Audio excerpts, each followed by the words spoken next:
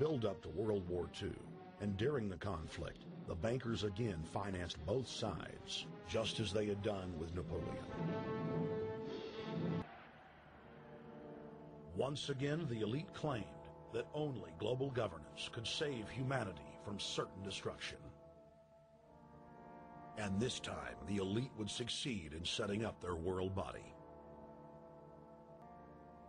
In April of 1945, at the Presidio Naval Base in San Francisco, the United Nations was founded by the victors of World War II. The United Nations complex was then built in New York City on land donated by John D. Rockefeller. Unifying Europe had been tried many times and was extremely unpopular. Where Napoleon and Hitler had failed to accomplish their goals using force, the globalists would succeed using stealth. National Socialism will use its own revolution for establishing a new world order. Adolf Hitler. Now we can see a new world coming into view. A world in which there is the very real prospect of a new world order. We are on the verge of a global transformation. All we need is the right major crisis, and the nations will accept the new world order. David Rockefeller. In August of 1973, in an article written by David Rockefeller for the New York Times, Rockefeller openly lauds and endorses Mao Zedong's actions, while celebrating their command and control system. Whatever the price of the Chinese Revolution, it has obviously succeeded, not only in producing more efficient and dedicated administration, but also in fostering high morale and community of purpose. The social experiment in China under Chairman Mao's leadership is one of the most important and successful in history. David Rockefeller, New York Times, August 10, 1973.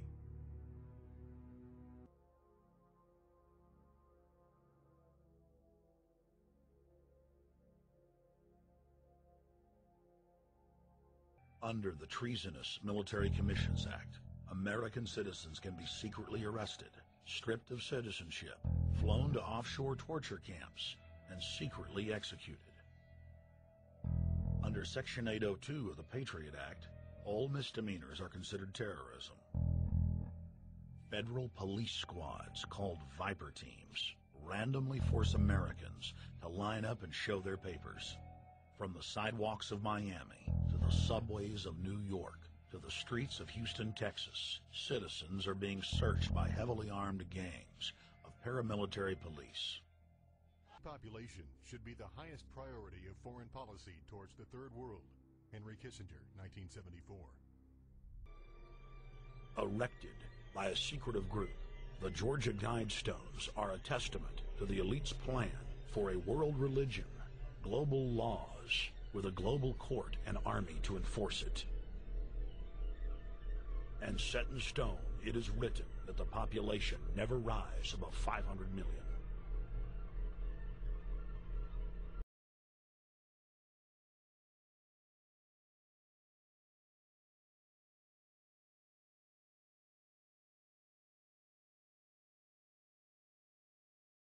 A heartbeat away from the presidency is actually a blood relation. He's President Bush's ninth cousin once removed. Cheney's cousin Barack Obama is also Bush's 11th cousin. President Lincoln was President Bush's 7th cousin 5 times removed. And Bush shared more than just a ballot with John Kerry. That's right, they're ninth cousins twice removed. Trace the family tree far enough, and you get Madonna, Celine Dion, and Tom Hanks. Christine, you've heard the adage politics makes strange bedfellows. Apparently politics also makes for strange relations. Thanks to the New England Historic Genealogical Society, we now know the presidential candidates are related to a host of famous and historic figures. In this primary campaign. I opposed this war in 2002. But do you know their relatives? Obama is distantly related to 6 presidents: George W. and George H.W. Bush, Gerald Ford, Lyndon Johnson, Harry S. Truman, and James Madison. Obama's family tree also includes Sir Winston Churchill and Civil War General Robert E. Lee. Thank you all. Thank you. She's also related to beatnik author Jack Kerouac and the wife of Prince Charles of England. John McCain's ancestry was more difficult to trace, but it's known he's the 6th cousin of First Lady Laura Bush.